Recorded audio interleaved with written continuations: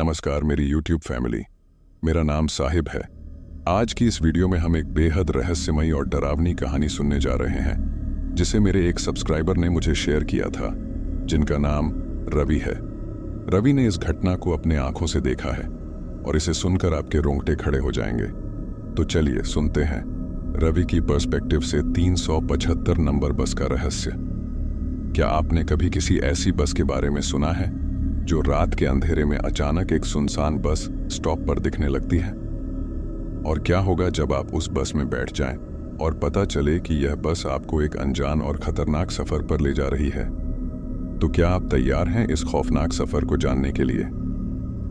अगर हाँ, तो इस वीडियो को अंत तक जरूर देखें और अगर आपको हमारी कहानियां पसंद आएं तो चैनल को सब्सक्राइब करना न भूलें। आइए अब बिना किसी देरी के हम शुरू करते हैं। रात के करीब 11 बज रहे थे। ऑफिस का काम खत्म करते करते काफी देर हो गई थी। थका हुआ मैं अपने घर जाने के लिए निकला।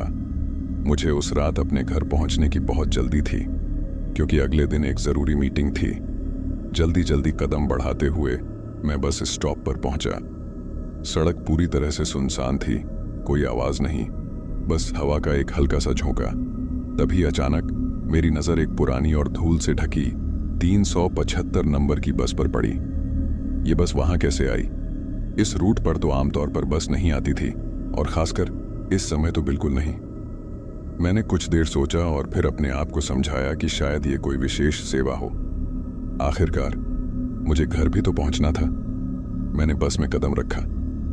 बस के अंदर का माहौल अजीब था। सीटें धूल से ढकी हुई थीं और हर तरफ से एक अजीब सी बदबू आ रही थी। मैं आगे बढ़ा और एक सीट पर बैठ गया। मेरे अलावा बस में सिर्फ 3 और लोग थे। अजीब बात यह थी कि वे तीनों बेहद शांत थे, जैसे किसी गहरी सोच में डूबे हों। मेरे अंदर एक बेचैनी सी महसूस हो रही थी, पर मैंने उसे नजरअंदाज कर दिया। बस चल पड़ी।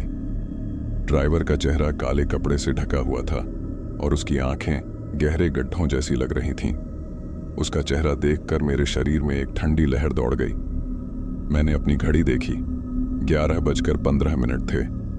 बस ने अपनी गति बढ़ा ली थी और अचानक सड़क का हर मोड़, हर संकेतक जैसे गायब सा हो गया। बस की खिड़कियों से बाहर झांकने पर मुझे एक अजीब सा नजारा दिखा। चारों तरफ अंधेरा था, एकदम काला अंधेरा, जैसे हम किसी अनजान दुनिया में पहुंच गए हों।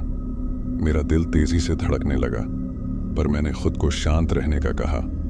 यह सब मेरी थकान की वजह से हो रहा है, मैंने खुद से कहा। तभी अचानक एक बुजुर्ग व्यक्ति जो मेरी सीट के पास ही बैठे थे, उन्होंने धीरे से कहा, इस बस में बैठने की तुम्हारी गलती थी बेटा। उनकी आवाज सुनते ही मेरे शरीर में सिहरन दौड़ गई। मैंने हिम्मत करके उनसे पूछा, आप क्या कहना चाहते हैं? उन्होंने जवाब दिया, ये बस साधारण नहीं है, ये बस एक अनजान सफर पर ले जाती है। जो इसमें चढ़ता है वो लौटकर वापस नहीं आता। उनके शब्द सुनकर मेरा दिल दहल गया। मैं घबराते हुए खड़ा हुआ और ड्राइवर से बस रोकने के लिए कहा, पर उसने जैसे मेरी आवाज ही नहीं सुनी। तभी बस के अंदर लाइट्स तेजी से झपकने लगीं और चारों ओर से अजीब अजीब सी आवाजें आने लगीं। मुझे ऐसा लग रहा था जैसे कोई अदृश्य शक्ति मुझे खींचने की कोशिश कर रही हो। मैं डर के मारे कांपने लगा। मेरी सांसें थम सी गई थीं। तभी एक औरत जो पिछले सीट पर बैठी थी, उसने एक बुरा साया देखा और चिल्लाने लगी, बचाओ, ये हमें मारने आए हैं। उसकी चीख सुनकर मेरी हिम्मत टूट गई। अब मुझे पूरी तरह से समझ में आ गया था कि कुछ बहुत गलत हो रहा है। मैंने कोशिश की कि किसी तरह बस का दरवाजा खोल दूं, पर दरवाजा जैसे पूरी तरह से जाम हो चुका था। हम सब उस बस में फंसे हुए थे, बिना किसी रास्ते के, बिना किसी उम्मीद के। उस वक्त मेरा ध्यान खिड़की की ओर गया।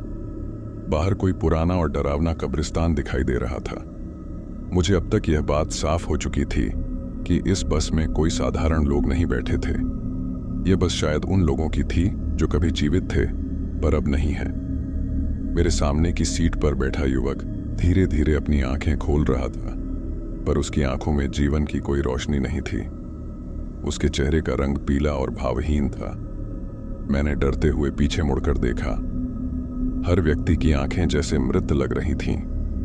मेरा दिल जैसे अब थमने वाला था। मैं पूरी तरह से फंसा हुआ था।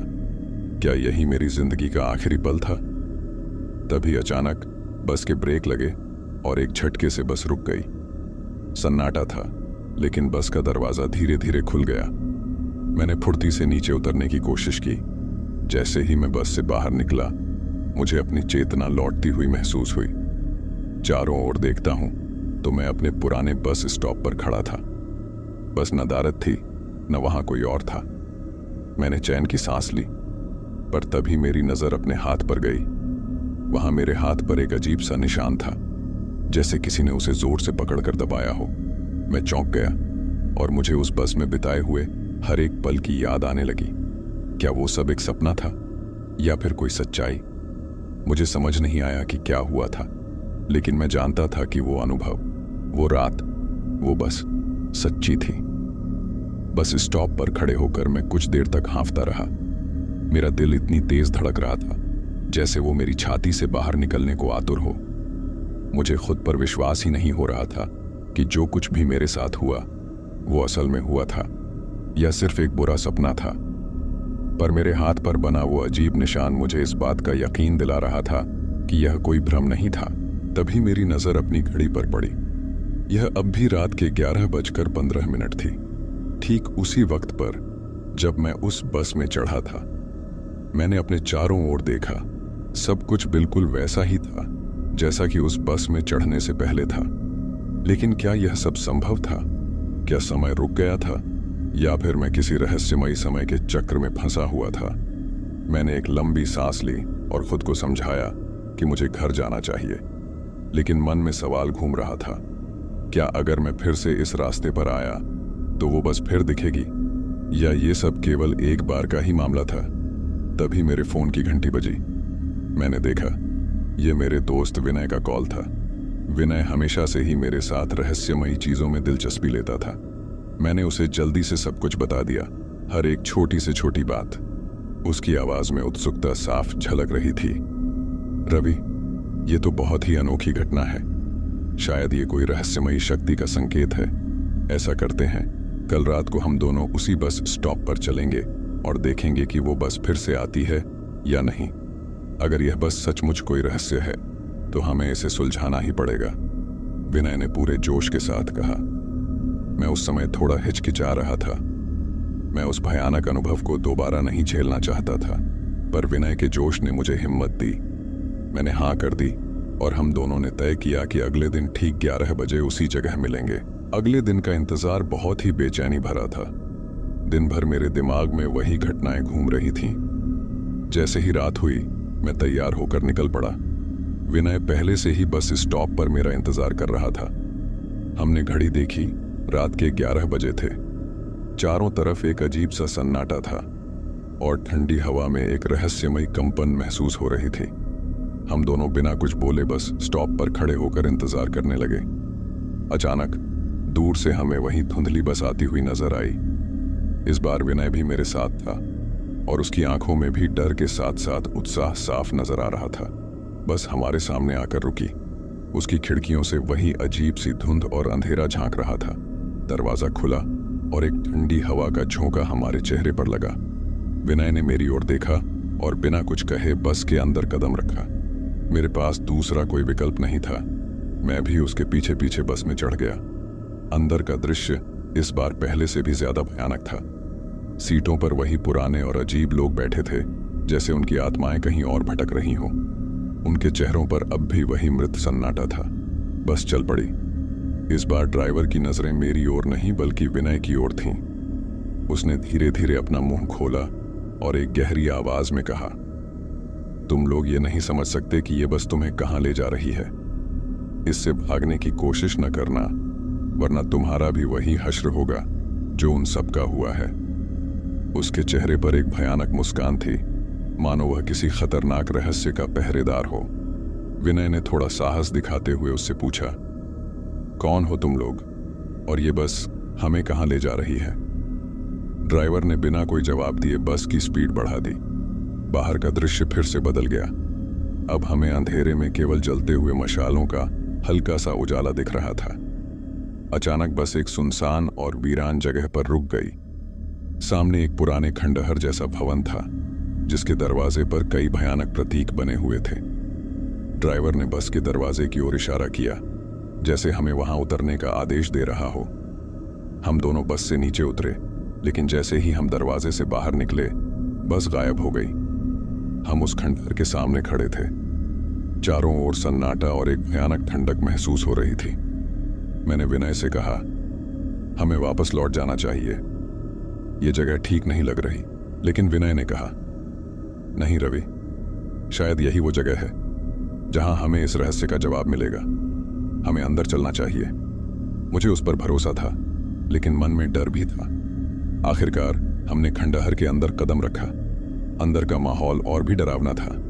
वहां कई पुरानी तस्वीरें और खून से लिखे हुए शब्द दीवारों पर उकेरे गए थे।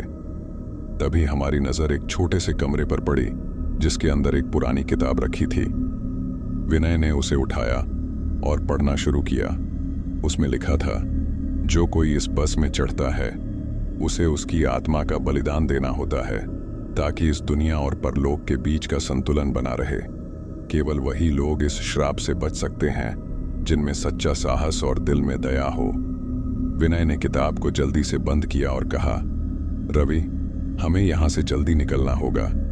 कहीं ऐसा ना हो कि ये बस हमें हमेशा के लिए यहां फंसा दे। हम दोनों जल्दी जल्दी उस खंडहर से बाहर निकलने लगे। बाहर आते ही हमें महसूस हुआ कि हवा का झोंका तेज हो गया था। तभी एक भयानक गर्जना हुई और वह रहस्यमयी बस एक बार फिर हमारे सामने प्रकट हो गई।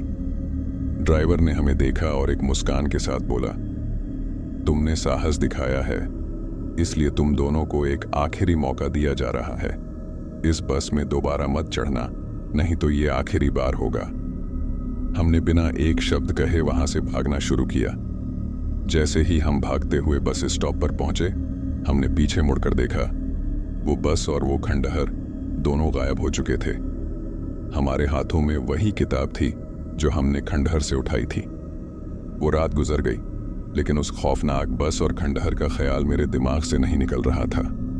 किताब मेरे पास थी, लेकिन उसके पन्नों में लिखे शब्द जैसे हर रात मेरे सपनों में आकर मुझे डराने लगे। उन शब्दों की गूंज मेरे मन में बार बार उठती। इस बस में चढ़ने वालों को आत्मा का बलिदान देना होता है।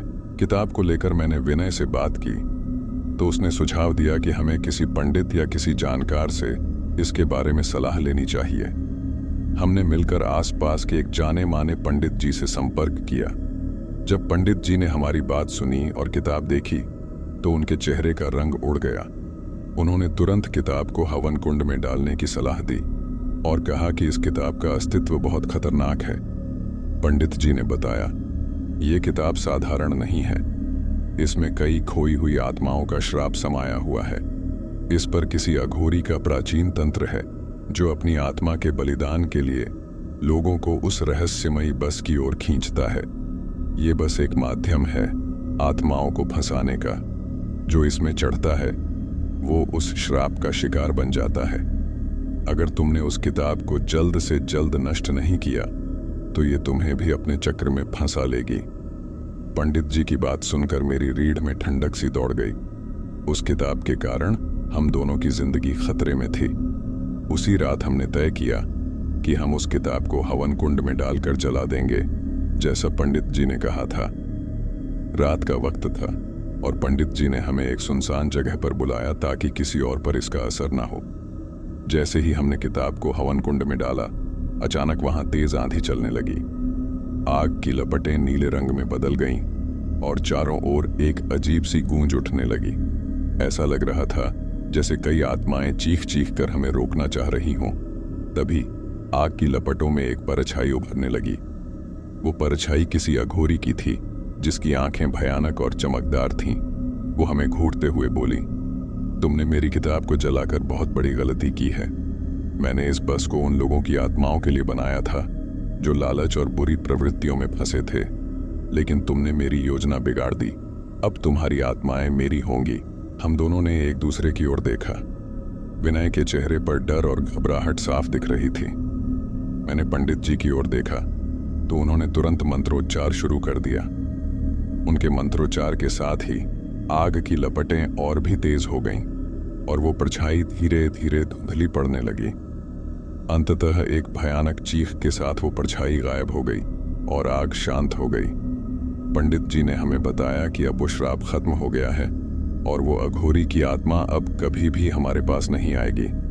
हमने चैन की सांस ली, पर मन में एक अजीब सा ख्याल उठने लगा।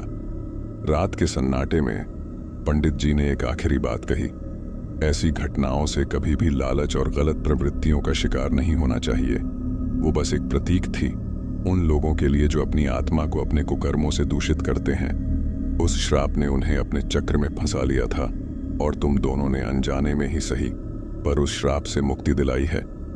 अब से जीवन में कभी भी किसी गलत रास्ते पर मत चलना, क्योंकि ऐसी आत्माएं हमेशा कमजोर और पापी लोगों की तलाश में रहती हैं। हम दोनों ने पंडित जी का धन्यवाद किया और उस रात घर लौट आए। उसके बाद मैंने उस रास्ते पर जाना बिल्कुल बंद कर दिया और धीरे धीरे उस घटना को भूलने की कोशिश करने लगा। विनय और मैंने उस अनुभव को अपने अंदर ही दबा कर रख लिया, लेकिन अब भी जब कभी रात के अंधेरे में मैं अकेले घर लौटता हूं, तो सड़क पर 375 नंबर की बस के आने की आहट मुझे सताती है। कभी कभी ऐसा लगता है कि जैसे कहीं दूर से उसी अघोरी की आंखें मुझे देख रही हों, मानो वो फिर से मेरे पास लौट आएगा। शायद वो श्राप पूरी तरह से खत्म नहीं हुआ है। उस घटना के बाद भले ही हमारी जिंदगी में एक नई शुरुआत हुई थी, पर दिल के किसी कोने में वो डर अब भी था। दिन तो किसी तरह गुजर जाता, पर रात होते ही अंधेरे में हर आहट और परछाई मुझे उस बस और अघोरी की आत्मा की याद दिलाती। मैंने खुद को समझाया कि ये सब मेरे दिमाग का खेल है, लेकिन उस रात का खौफनाक अनुभव मेरे दिल में गहराई तक बसा हुआ था। कुछ हफ्ते बीत गए। विनय और मैं धीरे धीरे उस घटना को भूलने की कोशिश कर रहे थे। पंडित जी ने हमें आश्वासन दिया था कि उस अघोरी का श्राप खत्म हो चुका है, लेकिन मेरे मन में एक बेचैनी अब भी कायम थी। विनय ने मुझसे इस बारे में कई बार बात करने की कोशिश की, पर मैं इस विषय को जितना भूलना चाहता, उतना ही ये मुझे सताता। एक रात जब मैं ऑफिस से देर रात लौट रहा था, मुझे वही बस स्टॉप नजर आया जहां से ये सब शुरू हुआ था। उस सुनसान सड़क पर चलते हुए मेरे पैर अचानक रुक गए। मेरी नजर बस स्टॉप की तरफ चली गई और मेरे शरीर में एक सिहरन दौड़ गई। दूर से वही पुरानी 375 नंबर की बस धुंधली रोशनी में आती हुई दिखाई दे रही थी। मेरे दिल की धड़कनें तेज हो गईं। क्या वो बस फिर से मुझे लेने आई थी? क्या अघोरी का श्राप अभी भी मेरे पीछे था? मैं उलझन में था, भागूं या रुका रहूं, लेकिन उस वक्त मेरे कदम जैसे जमीन से चिपक गए थे। मैं बस खड़ा होकर उस बस की ओर देखता रहा, जो धीरे धीरे मेरी ओर बढ़ रही थी। जैसे ही वो बस पास आई, दरवाजा खुला। अंदर वही धुंधला भयानक माहौल था और उस धुंध में मुझे उस अघोरी की परछाई नजर आई। उसकी आंखों में वही पुरानी चमक थी, पर इस बार उसका चेहरा क्रोधित नहीं बल्कि शांत था। वो मेरी ओर देखकर मुस्कुराया और बोला, तुमने उस श्राप से कई आत्माओं को मुक्त किया है। तुम्हारा साहस और विनय के साथ किए गए कर्मों ने मुझे भी मुक्ति दी है। मेरी आंखों में अचंभा और भय का मिश्रण था। मैंने साहस जुटाकर उससे पूछा, अब आप यहां क्यों आए हैं? क्या अभी भी कोई अधूरा काम है? अघोरी ने गहरी आवाज में कहा, तुम्हारी आत्मा पर अब कोई श्राप नहीं है। तुमने मेरा वह कार्य पूरा किया जो सदियों से अधूरा था। मेरी आत्मा अब इस बंधन से मुक्त हो रही है और मैं इस दुनिया से विदा ले रहा हूं। अब कभी यह बस तुम्हारे सामने नहीं आएगी। यह आखिरी बार है। उसके शब्दों से मुझे एक अजीब सी शांति मिली। धीरे धीरे उसकी परछाई धुंध में विलीन होने लगी और उस बस के अंदर का दृश्य भी बदलने लगा। धीरे धीरे बस पारदर्शी होने लगी और फिर अचानक से एक धुआं बनकर हवा में घुल गई। मैं हैरानी में उसे देखता रहा। वो बस हमेशा के लिए गायब हो चुकी थी। वो रात उस भयानक घटना का आखिरी अध्याय थी। मैंने एक गहरी सांस ली और महसूस किया कि अब मैं वास्तव में आजाद था। उस रात के बाद मैं उसी रास्ते से घर लौटने लगा, पर अब कभी उस रहस्यमयी बस की आहट मुझे नहीं सुनाई दी। विनय और मैं इस अनुभव को अपनी जिंदगी का सबसे बड़ा सबक मानते हैं। उस घटना ने हमें यह सिखाया कि हर रहस्य को जानने की चाह अच्छी नहीं होती और कई बार पुरानी भयानक घटनाओं को भुला देना ही बेहतर होता है। अब मैं उस बस स्टॉप के पास से गुजरता हूं तो सिर्फ एक हल्की सी सिहरन महसूस होती है, पर कोई डर नहीं। 375 नंबर की बस का रहस्य खत्म हो चुका था और अब मेरे जीवन में एक नई शुरुआत का वक्त था।